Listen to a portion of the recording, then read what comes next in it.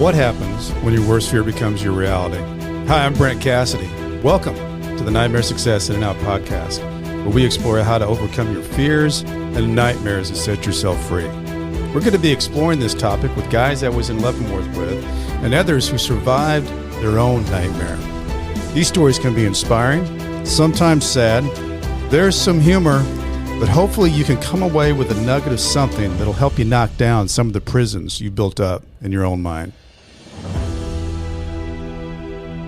Welcome in, folks. Today I have Harvey Galler here, and Harvey is a referral from, if anybody from those playing the board game at home, Jim Brock, who was on 3 or 4 podcasts ago, had a great story, and he was nice enough to give me some people that he knew, and Harvey is someone who has Harvey, welcome in, by the way. Yeah, thank you. So, yeah, when Jim was talking about, Harvey got out in 2019, and you started doing some things out in the community that we'll talk about, but some of the things that just helping people as they got back, as you had, realizing that it's really hard. There's a lot of barriers, and I know you're working on a docu-series thing and workshops and all of it trying to bring awareness to it's not easy getting out. Absolutely. It is definitely not easy getting out. And a lot of people do think that because we have all these systems set up that it's supposed to be very easy for us to get out. Yeah. It's not.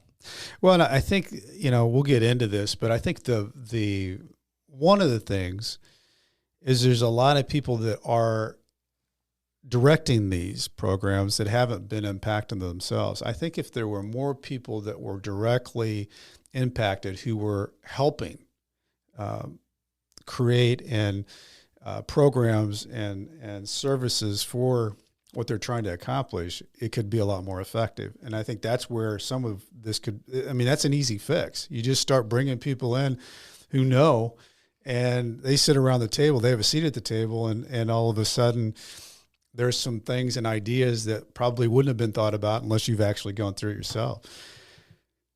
So Harvey, tell us a little bit about yourself. What was like when you were growing up? Where'd you grow up, and your parents and siblings and all that? So I was actually born here in St. Louis. Oh, so you are a St. Louis guy. Yes, I'm from St. Louis. At one point in time, while I was a toddler, we moved out to Times Beach. Okay. And I lived in Times Beach. For those who don't know, Yes. for those listening in the Cayman Islands, Times Beach is not there anymore. No. You just drive by, you can see all the streets and everything, but there was was it an oil asphalt type thing that was? Yeah, so the city couldn't necessarily afford to pave the roads, so the roads were gravel, so they were paying this private contractor to just spray this defoliant and other stuff to keep like the gravel and stuff down. And he was getting this chemical from somewhere outside of Kansas City and spraying it on the roads. And it ultimately, it was toxic. It killed a bunch of horses. People started getting poisoned from it. So were you guys there at the time? Yeah, we were there at the time. Oh man. Yeah. Yeah. So, I have that's why I wasn't going to ask you about your tail that you have. No, I'm kidding. Yeah. I do have some thyroid issues now. I don't know if it's necessarily from that, but it was ultimately like dioxin that they were spraying on the pavement. Yeah. So so they shut the whole place down. Gone. That had to be weird as a kid, right? Yeah, it was. So when because they literally left it as a ghost town, and then they knocked down all the buildings. We left it when it flooded. Okay, so it didn't necessarily. They didn't tear it down right after it flooded. Right after it flooded, people came back for a little while, and then they were doing soil samples and stuff because that's when they realized that they had a problem because it was like the water had like spread it, I guess, and like it created some like awareness of it. Yeah. So they tracked it back to Times Beach and all that. Got it in the water table. Yeah. So then that's when they started making a noise about it. I think it was like 84 or something like that. We moved in 81. Yeah, I remember when all of it happened. I was in high school at the time. It was big news, big national news, actually. Yeah, it was. Where did you guys go after that? So then we landed in this town outside of about 10 miles west of D.C. called Reston, Virginia. Yeah. It was cool. It was a nice, it was a really nice suburb. It was. Now at this time, is it mom, dad? Oh no, it was just sister. When we lived in Times Beach, it was just my mom, my brother, and I. Okay, so there's three of you. Yeah, there was three of us at the time. My dad had gone to prison for some things that he had done. It was an armed robbery and some other things. How old were you when that happened? I was young. I was like maybe 2 or 3. So did you have much of a relationship with your dad since he went away so early? I did ultimately, like later on down the road. Okay. But yeah, at that time it was just my mom and my brother and I. He came and went a little bit when he got out and had to go back for whatever. Yeah. But did you think that was? I didn't know what was going on. You didn't know. That's what I was wondering, because as a kid you just didn't understand. No, I just didn't understand what was going on. Funny thing is, this isn't funny. I mean, strange or odd. When I moved, and we moved into a new neighborhood, my dad wasn't with us because he was in prison, and I remember. I was like 15 years old, and, people bring stuff over, like when you move in, like cookies or whatever. And they're thinking, is my mom a widow?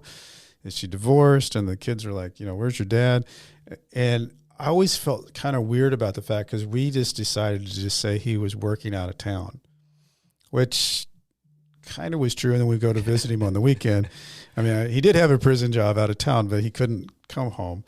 But it always made me feel like, kind of that weird feeling that I knew that I had all this stuff going on as a kid and nobody really knew about it. It was like, my dad was in prison and I was a new kid because we had moved from Springfield to St. Louis. So I was the new kid, but I had this gigantic elephant in the room that my dad had gone to prison, and we talked about him just being out of town working. Do you feel like you were taught early on to keep secrets? Because of having to do that a little bit? I felt like that was a big one. Normalized. There was really one person in my high school that knew what was going on at the time, and because his family had kind of been impacted at the time, I felt like we could talk. But I always felt like we ran out of town. I loved being where we were in Springfield, and I had great friends. Right. I was comfortable there, but my dad's thought was he wanted to get away. Clean start. Clean start for everybody. And he was sentenced to just 6 months in prison, so it wasn't like it impacted our family life for 10 years. But there was enough time to really feel different. There was a cultural impact there that he was feeling. And I've always said when someone goes to prison, the family goes to prison because they have to deal with it on the outside, and everybody kind of has to deal with it on their own terms. Right. Yeah. Yeah. So.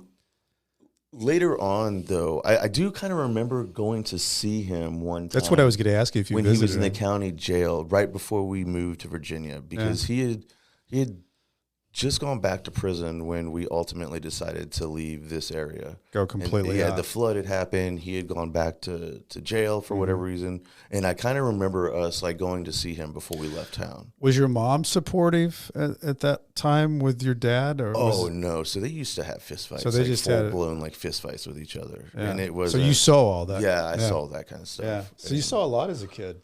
Yeah. Yeah. I guess. We all see a lot of it. We do. In our lives, yes.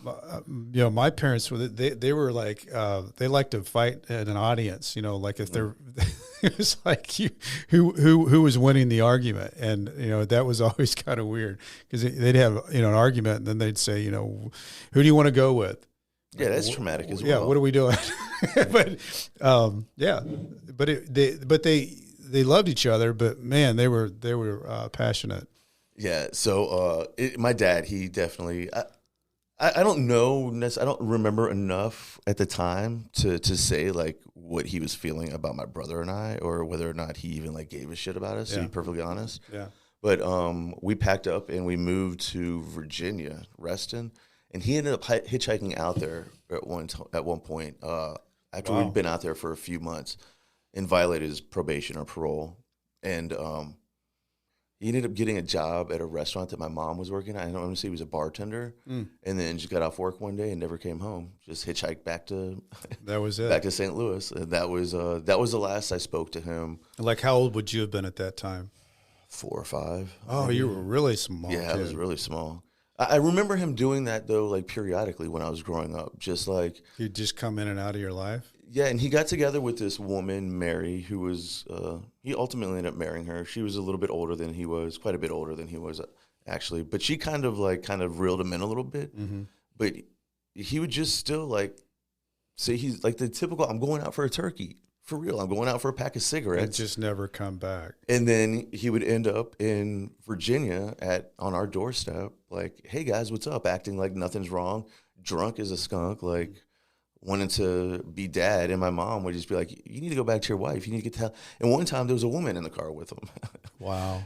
We just got back from like school shopping, and we get out of the van, and my dad's sitting in the parking lot at the complex where we lived.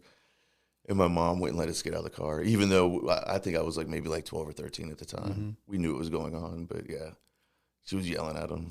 What was your school like? What was school life like? It was all over the place.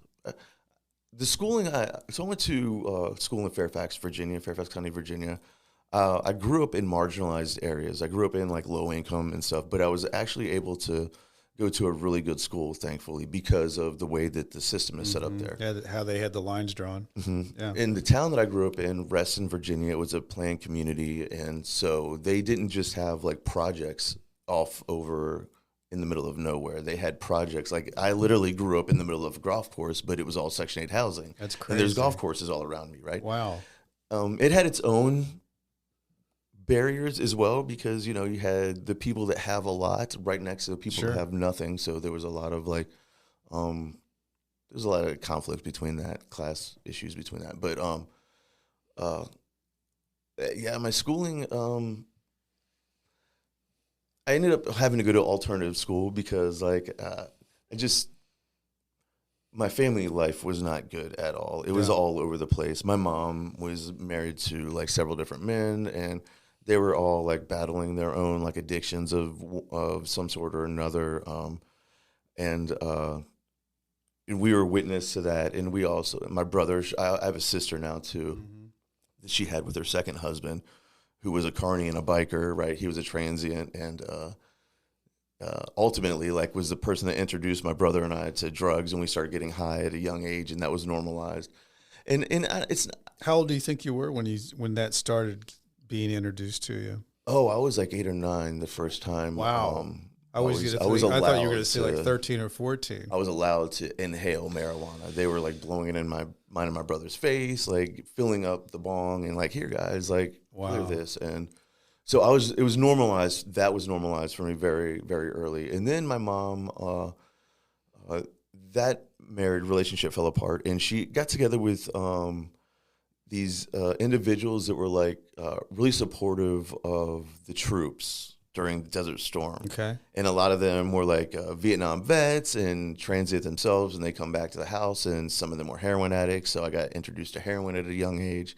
How old would you have been when heroin was I was sniffing it like when I was like 12. Wow. It was like the first time I started sniffing. I didn't start shooting until like later on, because it was kind of, I was afraid of needles, and like those things were just like, and even my friends, we were like, we'd make fun of junkies, even though we all like would go snort heroin. Well, I was going to ask you, like, what was your friend group like? Oh, they all came from the same neighborhood I did. In that area of where you were? For the most part. I did have a few friends that came from the wealthier side of town that just didn't give a shit about that. And they had a lot of money to spend, so they'd come down over to where I lived, and they'd spend all their money on drugs, and we all like hang out and just, or we go over into that area and just act a fool and do some stupid stuff. But anyways, I did have like a mix of friends in just the different areas. But but did you feel like when with the heroin and the different drugs, did that feel like you were outside of the realm, or that you were escaping, or how did you feel about all that?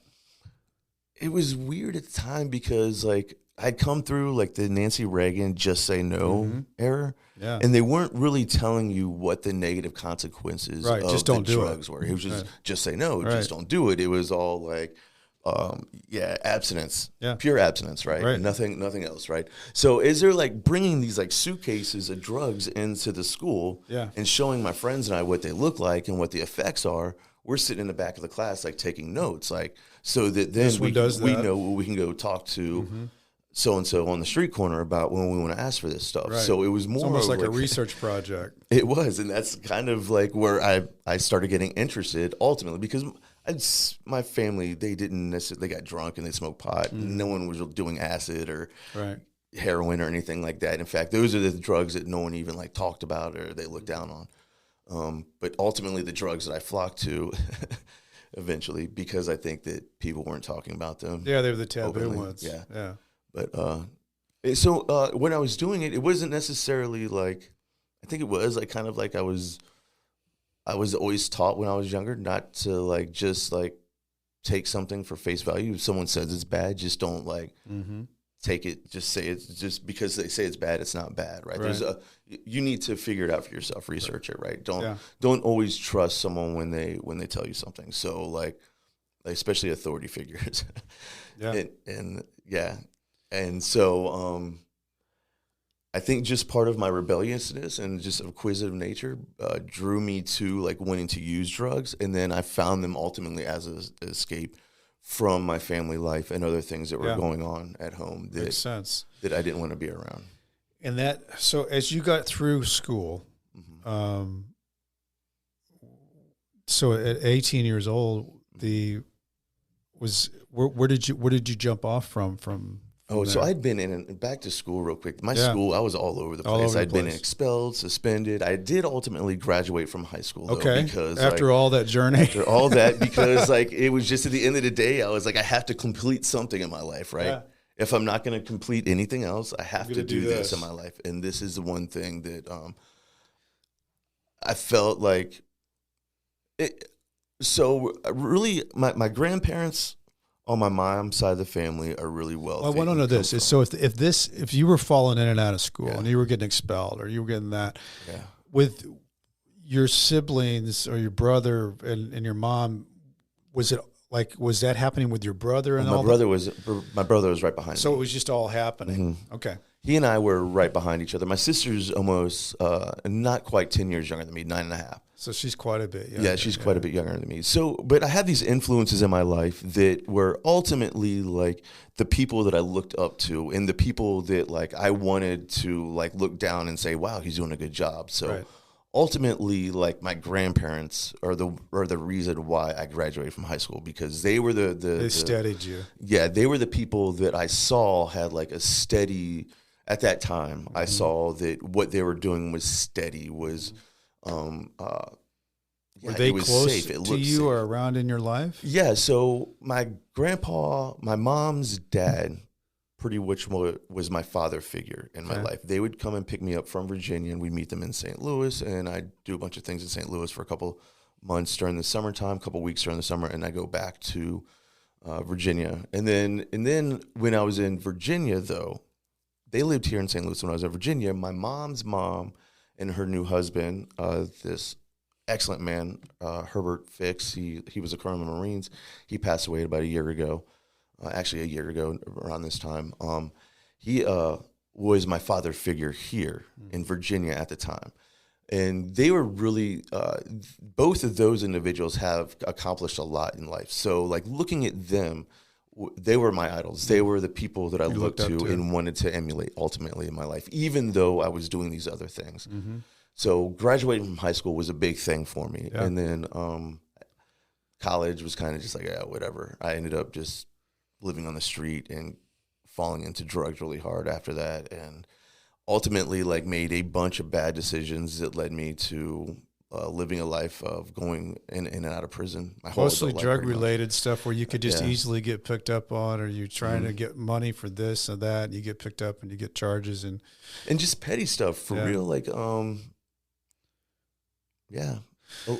parole violations that really could have been... just like kind of like a merry-go-round. Yeah, absolutely. You get in and you go out, get in and go out. Did you feel like that when you were in and then you get out, did you think at any of those times, hey, I'm going to make a big change here? This is going to be, this time it's going to be a big change. Did you ever have like a moment? Every time I was in before I got out, I don't know how many times you've been in and out yourself, but for the most part, people, when they're getting out, they always talk about all the changes they're going to make, even months prior to, leading up to, they start planning. It's like everybody's New Year's Eve. Yes. But once you hit those gates, reality hits. Right. And you realize then that all these plans that you made on this timetable are not going to fall into place because the world is not going to work on that. So then, like, things start changing.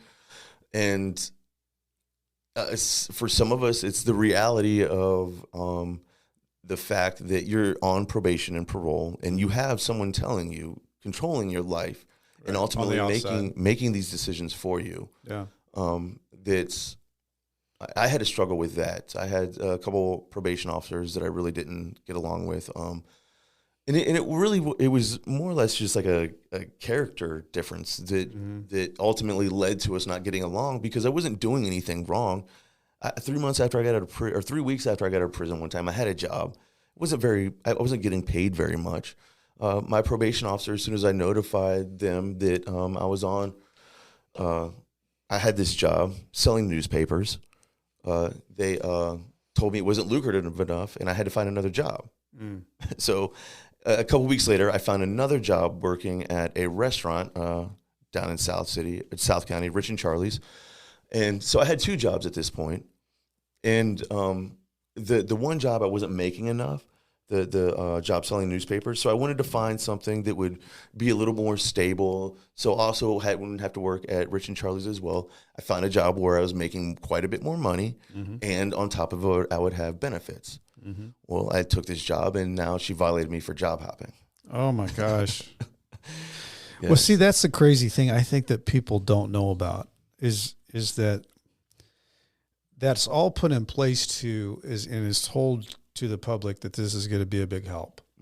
And, there's so many different times. I know when I was working with this halfway house in St. Louis, the Dismas House, I mean, there were times where I would hear stories where, somebody had gotten a job and then the person would show up, and that kind of put that boss in a weird position. And so he just thought it was just too much. He said, I'll just let go of that person. I can't be interrupted with this kind of stuff. So there were just things that happened, or you had to be at this treatment thing, and so you didn't get the hours, and so they just fire you. And there's so many different things that happen. And what you're saying about that rotating basis, I think, is one of the more interesting things too, because 2/3 go back in 3 years, 3/4 go back in 5. And we talk a lot about this on the podcast, but there's real reasons why that happens. And it doesn't necessarily mean that somebody's not trying to get a second chance out there. It just means that, hey, I went and tried to find a place to live, and they wouldn't let an ex-felon live there. And then this person wouldn't let an ex-felon. And then you're all the way down the road. And then you go to try to get interviewed, and you've got to check the box off that you're an ex-felon. So you've got that tattoo on your head, knowing that. You have to be, your mindset has to be twice as strong. Your will has to be gritted to, no matter what, I'm going to get this. And some people just get like, man, this was easier going back, or I'll violate this, I go back. You see that, you even see that in the movie with Shawshank. These guys get out and say, I'm not comfortable. Brooks hung himself in the movie, but and I think that movie, the reason why that movie is so effective, there's so many different layers of that movie when you look at prison and real life, and how that movie really grasps that feeling, that vibe, whatever that is, of what people get into these big, ugly routines in prison. And that kind of becomes the warden of their freedom, because freedom's no longer familiar to them. And they'll stay in that institutionalized world because that becomes more comforting, which is an odd thing. And with you, Harvey, going in and out of prison, did you have kind of a way that you handled your time in prison? I ultimately did develop a way and that was disconnecting from the outside completely, because that was the only way. Like it didn't exist. Yes, like it didn't exist, because that was the only way that I could effectively. That's ultimately how I did my last stint in prison. Was I communicated with a few people, but I wasn't on the phone all the time. It wasn't an everyday thing. I would call maybe once, twice a week. And it wasn't like I had to talk about everything that was going on out there. I was just letting everyone know that I was okay. Yeah. Because still here, because I really had to focus on myself. And I realized that if I was like worried about everything else that was going on, like I had been doing on my other bits, and like staying on the phone and like demanding that my family send me money, meanwhile, like my family didn't put me there. Mm-hmm. The state put me there. And ultimately what I found out is like, by them sending me money, they're helping the state like keep me housed in this facility. So I started feeling like weird about that as well, like having my family like keep me in prison. That started, but anyway, so like, did you have like a prison job that you busied yourself with, or did you? So I did work in the library at most of the facilities. I had landed in the Farmington and Pacific, the last two places I was. I did work at in Moberly. I worked in the library. Ultimately, I was a tattoo artist, and that is like a it's hustle. A big deal in like, prison, man. That is a hustle that like it never gets old. No. How did you come up with that? I mean, how did you get? I mean, because there were 2 or 3 tattoo artists at Leavenworth, and they did incredible work. You're in and out of the hole all the time. You're a constant target. Oh yeah, yeah. Did you by inmates and staff as well? So, but did you know tattooing on the streets? No, I knew how to draw. Okay.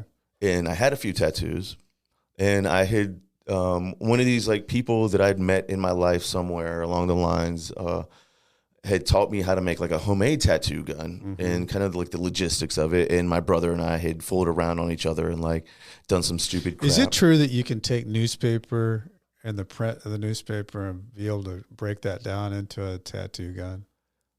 I don't know about the ink off of that. I was using like soot from other somebody things. said that one time. And I said, man, I don't know how in the world that would work. Yeah. I don't know. That would take a lot of work to. Seems like it would, wouldn't it? Yeah, because ultimately what you're using is like soot, which is like what we use to make the ink. It's like after you burn plastics or things that put off like a lot of smoke, it's carbon-13. It's like there's nothing there. So would you get caught, go to the hole? Yeah, I got caught a bunch of times. I was in and out of the hole quite a bit. You were probably prison rich though, with being a tattoo artist. Yes, I was. I was definitely very prison rich, and also even so one of my cases I have a sex offense, and even being a sex offender and being a tattoo artist, I was not down at the bottom of the food chain when I was in prison. So I'd also been in and out, and a bunch of people knew me by the time I came in with a sex offense. So I didn't have to go through a lot of like the trials and tribulations that I saw a lot of the other people going through. Well, I mean, that's and it sucked for them because I was just like, I felt so bad for a lot of those people sometimes, and it was just like, what do I do without like making myself a target as well? Well, and you explained to me a little bit about that with your deal. It wasn't you actively, you were aware of something going on and you didn't report it. Yeah. And then you were on probation, and so it violated your parole. So you carry that tag, but it's not, and if you don't go any deeper than that, that's all you see. Right. And that's a tough one, because I know that that usually is that you're at the bottom of the food chain in the prison world of that. But like you said, you would actually, and being a tattoo artist in prison, you step up the food chain. Yeah, very easily. You become like a desirable commodity as soon as you move into the wing. And so I didn't know how to tattoo at all. I had a couple tattoos. I get into prison, people see that I've got tattoos, and they see that I'm drawing, because I am drawing to kind of make a hustle to supplement instead of, because it really is kind of demeaning to have to call home and ask a family member to send you money. Right. And especially when you know that they have children and they're trying to make ends meet and things. So that becomes like taxing as well. So you try to find other things. In the prison system, they don't pay you very much. No. One time I was getting $35 a month. I think that was the highest I was making in Missouri. But anyways, so this guy asked me, can you tattoo? I didn't have any money on my books. He offered to like put a bunch of money on my books, and I was like, I could do this. Yeah, I can do this. I lied my ass off. I lied my way all the way through this, and I was nervous as shit. And it worked out. It didn't look that good, but it worked out. He was okay with it. He was okay with it. He was happy with it. Yeah. And that's ultimately what matters. That's all that matters. Because some guys that weren't good, I saw that some guys would get infections, and like their arms would swell up, and they'd get staph, and it was bad. Yeah. the guys that weren't that good were, immediately known that they weren't good, and because there was repercussions of it. So when you finally, because the other thing I was kind of interested in, Harvey, is because you had this drug from early on. Did you feel like as you were going through this and going back and forth in and out of prison, like, I guess, would you dry out, have these, like, that first 48 hours or 72 hours to where or was it not like that? At one point, so I was clean from heroin for a while, for 10 years. Okay. There was a 10-year period between the last time, the last 2 times I'd used. And that was because of when I had gotten out of prison in Virginia in the early 2000s after my first stint. I had gone out to a bar. I ran into a friend of mine, and he just hooked me up right then and there. And like he gave me some heroin, and like it was just like, all right. And he was like, "Be careful with this," and I was like, "Whatever, right?" I went in the bathroom. I did something. I was cool, but it still wasn't enough. So I immediately went into the CVS and got me a rig across the street and walked to my mom's house, which was just maybe a couple, not even a block closer than my house.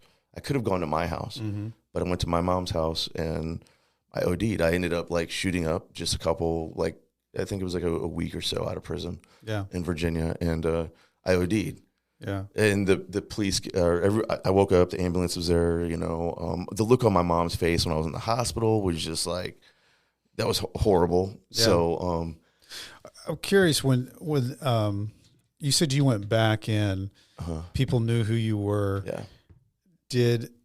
And you had that, I don't know if you want to talk about this or not, but on the violation of we're talking about a teenager and your girlfriend, and she was having basically a relationship with the teenager, 15, 16 years old. So you find out about it. You guys, I think, break up, but then they come and they question you about it. And because you didn't know about it, because you didn't say anything about it, reporter, you got wrapped up in that and it violated you.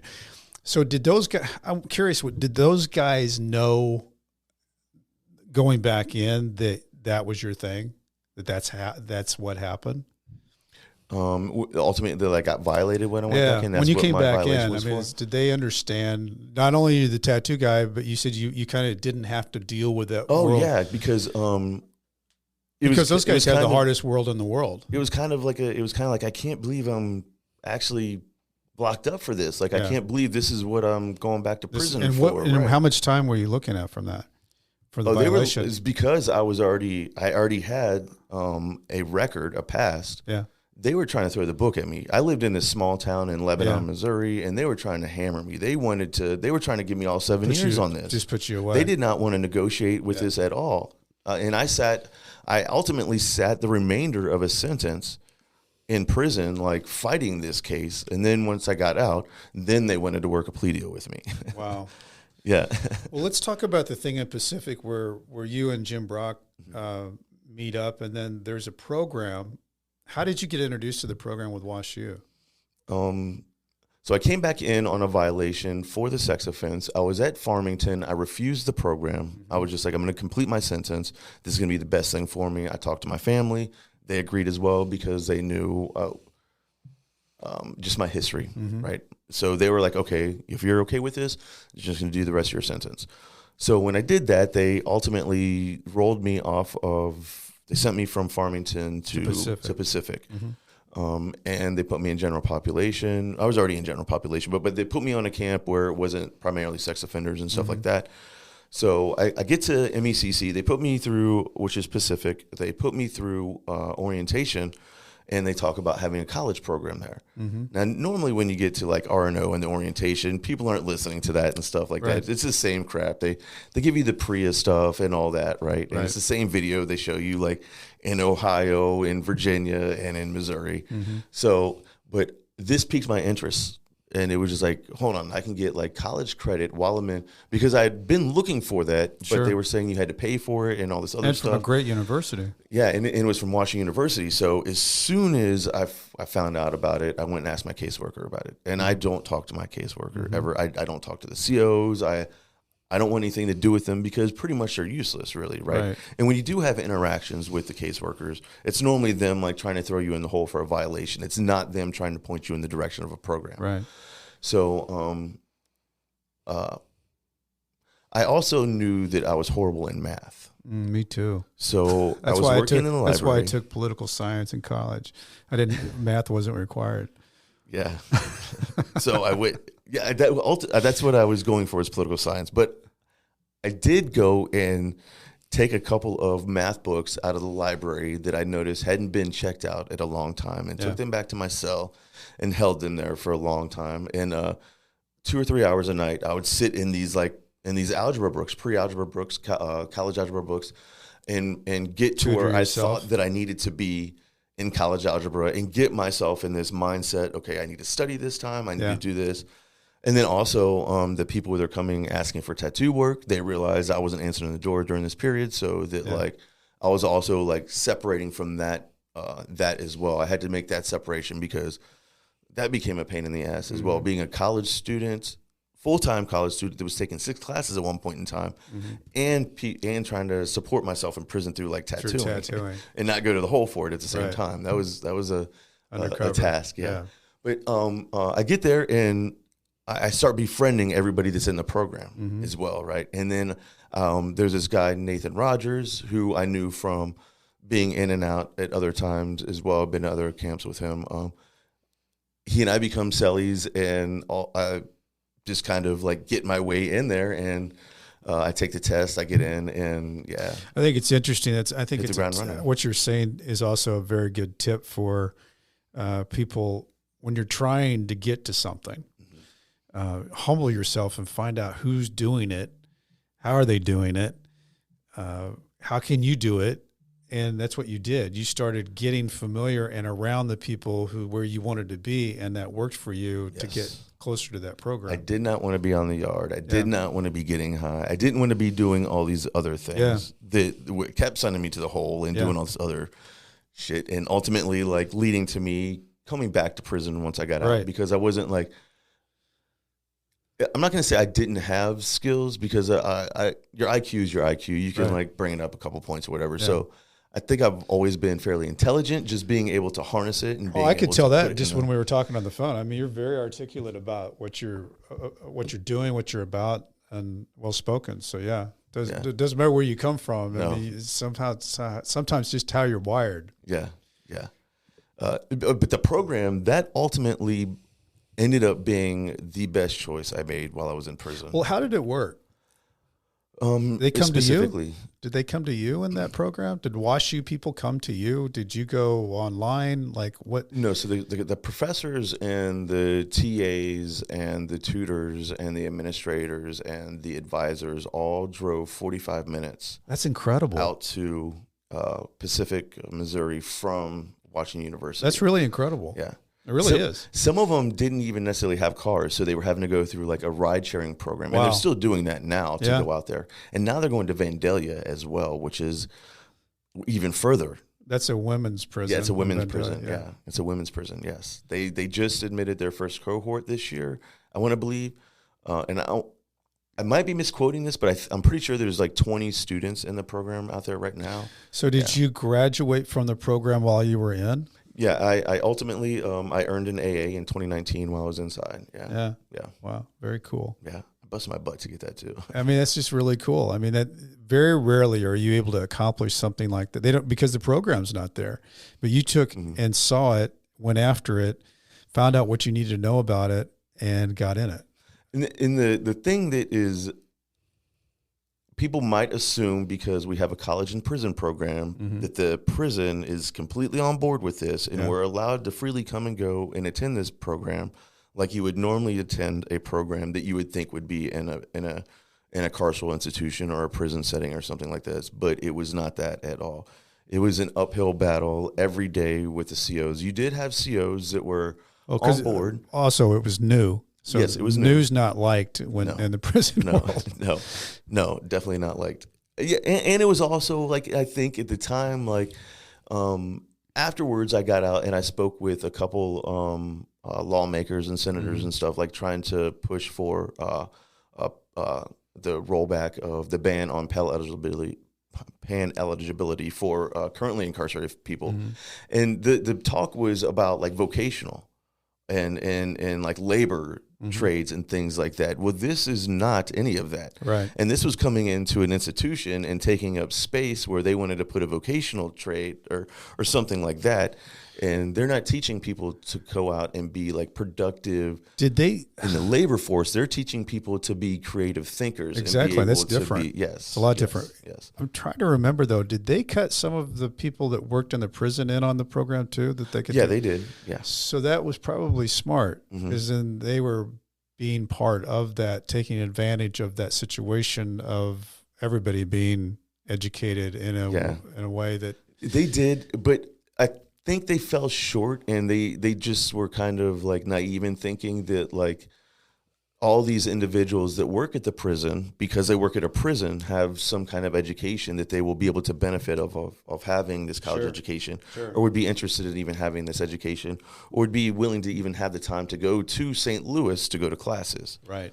But meanwhile, most COs are marginalized, just like the people that are in the prisons themselves, and are just having to work day to day themselves at that institution to support their families. Right. So it's really not necessarily viable for them to drive into the city if they live out in the country, 45 minutes to have access to this. Yeah. I think they have rethought that, and now they're offering virtual classes, because now University College at the time didn't have virtual courses. In fact, you couldn't even like transfer virtual courses into the university; they wouldn't be accepted. But now they do have like almost the whole University College, which is part of Washington University, is all virtual. So now they've probably rethought that and made it more appealing to the staff. But I don't know how they've done that.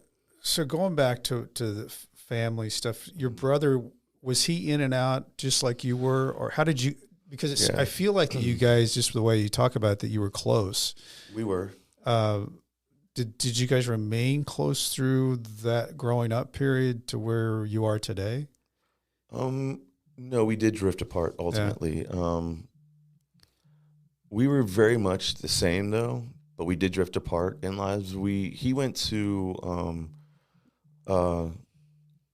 like a diversionary program when he was younger, like a boot camp for like 18 months at in this town, Greensville, Virginia. Got out and started doing better for himself. He still struggled with addictions and things like that. And in 2014, he died of a heroin overdose. But he was working for the NRA at the time, and he was in Indianapolis for the NRA convention. And was this something he lapsed into? I don't think it's something he lapsed into.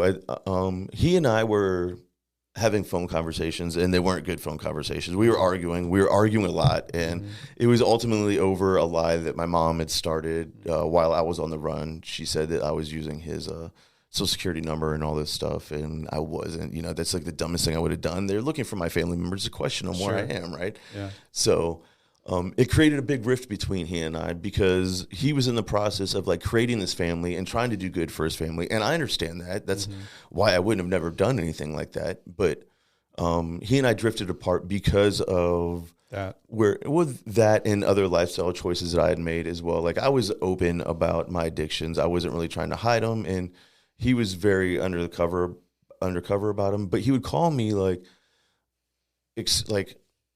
shit-faced drunk and like just berating me about being a heroin addict. And it was sometimes I wish I would have recorded those so he could have heard them later on. But he struggled as well.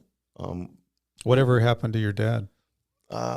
My dad is in St. Louis somewhere, or Lebanon somewhere. I don't really have a relationship with him anymore. I did try to cultivate one with him. That's why I landed in Lebanon, Missouri, is because I came down there to be with him. And that didn't work out. No, it didn't work out too well at all. He wanted to be a father, even though he wasn't necessarily a father. He still wanted to like try to And also he did a lot of like the blaming of the reason why I was doing things the way I was doing them was because of my mom and not because of him or the choices that anybody else had ever made in my life to like it could have make me the adult I was. Could have made right? things tough, right? Yeah. So that was hard for me to deal with and bite my tongue without like just telling him what a shitty father he was all the time, because that doesn't help either, right? That just makes the situation no, and you can't go back and change it. No, and you can't. So you get out and you get this. I would think you were feeling pretty good about yourself getting into this program, doing well. When you get out, I think the interesting thing is, and what drew me to when Jim Brock was talking about it, is that you saw a need when you got out because you had been in and out and knew the barriers, knowing that people needed help, and you created the St. Louis Reentry Collective. And I think what I'm understanding how it worked is that it was from donations, but people would donate to the cause, and then people who needed help, you were there as an organization to be able to get them to their next step. Yeah. So when I got out in 2019, I was working with the Washington University's Prison Education Project, helping them start a reentry program. And from my own experiences, I knew that there was a need from these things. And then also like other people reaching out to inmates on the inside, reaching out constantly while we're in the process of building this program, saying, they need housing, they need A, B, C, and D. And I'm working at this university that already has all this built into it. Right. It has all this built into it already, right? And I'm just like banging my head against the wall, like why can't we do this? Why can't we just allow someone to come stay at a dorm? I understand there's like a whole bunch of bureaucracy and red tape and policy and politics behind it, but so I realized that I have access to a network, right, of people that can help me provide these resources for people. So I reached out to. Also, at the time, this incident had just happened with George Floyd and stuff, and I was reaching out to other policy members and aldermen in the community and talking about where I'm coming from, and they're like, hold on, you're coming from an institution that has $8.4 billion, and you're asking us for help and resources and money and stuff. So I was like, all right, I got to rethink how I'm doing this. I got to go. If I want to do this effectively, I need to separate myself from this organization, and I need to reach out to the allies that I've already like made through this organization, and create. We ultimately created the STL Reentry Fund, which became the STL Reentry Collective.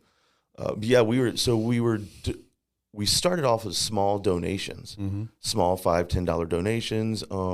At the time, we were getting like 40% of our donations were from monthly donations, weekly donations of $5, $10 small, 10. But we did other things like T-shirt drives, and then we would just publicize things like every so often and do like just drives to try to raise money.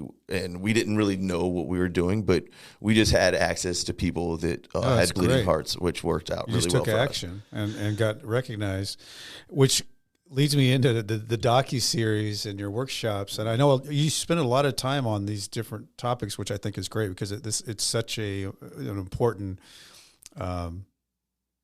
issue. Yes. So what is your docu-series and your workshops? What's the motivation behind it? What does it do? What do you want it to do?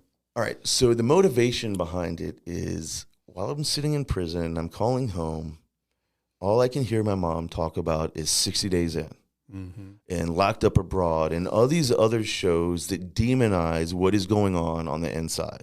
Right. And then you got these other shows that kind of want to like steer this narrative of negative behaviors on our behalf that lead us back to prison. And I'm just like banging my head against the wall. First of all, prison is very long, boring, monotonous, and it's boring as shit. Yeah. And then there are these like moments of high tension that are explosive, and they just happen out of the blue. Yep. But it's boring as shit in there. It is not in there, and you do create these like microcosms of like of what is going on out here in society. It's almost translated inside, just in a different way. We have the same kind of relationships on the inside. You ultimately, like, societally, the same structures develop on the inside. So it's not too different. Just more primitive. It's just right. And we're limited to our movement, and then we're also a lot of what we're doing is like reactionary to a policy that like keeps us like from developing these relationships in an impactful way. But when I got out, when I was going to university college, I took this course in there on like filmmaking and stuff like this. I dropped it. I feel bad because it was like really the course that I loved the most. That's the one you wanted. And I give much props to Fritz Faber, who was the instructor of it. He said he never gave out A+, and he gave me an A+ on my first project. Wow. And I was just like, and I felt so bad because I dropped the class, right? and I did a video of Jim Brock, right? And it was this video I did with Jim Brock of right after he'd got out, and he was doing some of his dog training and stuff. And when I put it together, I realized that there's a couple things I could do with this. Once I could normalize, like, actually, like, that we are real people when we get out, and we come from many different socioeconomic backgrounds, different cultural experiences and things like this, and normalize the fact that we're not violent people. You know, we're just like everyone else. So looking for a second chance. Yeah, just looking for a second chance. And there are not and it's not always necessarily personal barriers that send us back. There are systematic barriers as well that send us back. And I realized that through talking with other people as well. And I realized this could be a powerful tool. So an opportunity came open with the Divided City Initiative and the Andrew W. Mellon Foundation to do a community grant in the local area. And I applied for it, and I got it. That's and fantastic. It's fantastic. So ultimately, my goal is I want to maybe backtrack a little bit here, because there was something else that influenced me that I think was important in this as well. Like, I was attending these webinars on grassroots organizations and how they got started and where they got started. And this was on street medicine in San Francisco City. And it's this organization that goes down into like the large homeless populations and comes down there and does like triage medicine and surgical services and stuff like that. Instead of having a homeless person that really is not mobile at all and very low functioning, have them come to a hospital and stay in a hospital where they're probably not going to go. They're not going to do any of that stuff. Coming to them and meeting them with their needs and where their needs are to get medical services to them. They were talking about how they did that, and they went in and they were talking to the individuals before they provided any care to them, before they provided any just services. To understand where they are. Right. They spent a year just going down and meeting the people where they were. Well, with the collective, we were also in the process of like trying to figure out how can we be more impactful? What is the direction? We're trying to figure out where we were going at the time. And so we were just doing a bunch of stuff thinking that this is the right thing to do because no one else is doing this yet, and it might be the best thing to do. So I also realized what I could do is through interviewing people and in a diverse group of people, I might be able to start building out reentry services or a curriculum for reentry services that might be holistic and more impactful, as opposed to just saying, okay, what we need to do when we get out is get a job, get a car, get housing, get these things that are very capitalistic that automatically set us up for failure when we're going to get out, because there's like 1,000 collateral consequence laws that keep us from achieving these things. Right. So in all the reentry services now that are built are kind of impregnated with this mindset that this is what success looks like. And that's not what success looks like for everyone. Right. So that's another part of this documentary series that I'm trying to do. And we've already been doing a couple workshops. We've done one so far, and I've done it over again at a couple different places. It's on trauma and how the trauma we receive while we're incarcerated, right. How it affects us when we're released, and what we could do about it. And not just like deep subjects. Yeah. And so far, it's got really good reception. I bet. It's opened up a lot of ears. People. Well, it's a real issue that needs to be pulled back and looked at. I like that. Harvey, I got to tell you, man, you're such an interesting guy, and I think what you're doing could have such. It could have such. I feel like that sometimes. I think what you're doing is could have such a big impact. Stay with it, man, because you had this background, unique background, that if you use that experience and use it to where your passion is, and I can see it when you talk about this with the docu-series and your workshops and bringing it forward. I can see all this coming to fruition just because I think, you have your passion behind that. And good for you. Question though, going through all you've gone through, quite a journey. What would you say to the listeners out there is your biggest takeaway of how you survived this? I just persevered. I just had to keep going. I just had to, like, when I woke up, even still today, when I wake up in the morning, I just have to tell myself I can't quit. Can't quit. Right. You just can't quit because I'm stubborn. I'm stubborn as shit. And this is like another one of these things that my family have instilled in me. And so, like, you might look at some of my life and say that I've quit on things, but ultimately I haven't, because that is what has led me to where I am today and the choices that I'm making today and the way that I interact with people and the fact that I have like a lot of empathy for and compassion for a lot of people that people don't have empathy or compassion for. Because you've been around them. Yeah. Yeah. So I just can't give up on myself, right? And if I do give up on myself, then I have this mentality that they've won, they beat me, then they were correct. Then I did belong in that institution, and I did belong in that isolation cell where I was, right? Yeah. That's where I belonged, right? So don't quit on yourself. Right. No, love definitely it, do not quit on yourself. I love it. It's good stuff. Good stuff, Harvey. For anybody out there that's looking for a book to read, I wrote one. It's called Nightmare Success. You can get it on Amazon, Barnes and Noble. If you want to go to the show, if you go to Apple, there's like 3 little bars in the corner there. If you hit that bar, it drops down. You can follow show, and then that'll alert you when a show comes out every week. The same thing with Spotify. There's a little bell, and it'll notify you when you can follow it, and it'll notify you when the next episode comes out. Leave me a review on Apple, on Spotify. I love that. If you want to leave me a message on BrentCassidy.com and anything else that's going on in BrentCassidy.com, check it out. I like that. As I used to say back when I was writing my emails, communicating with people back to family and friends, stay strong, and I'll do the same. Harvey Galler, thank you today. Appreciate it. Yeah, thank you for having me. Nightmare Success, in and out. Thanks for being here today.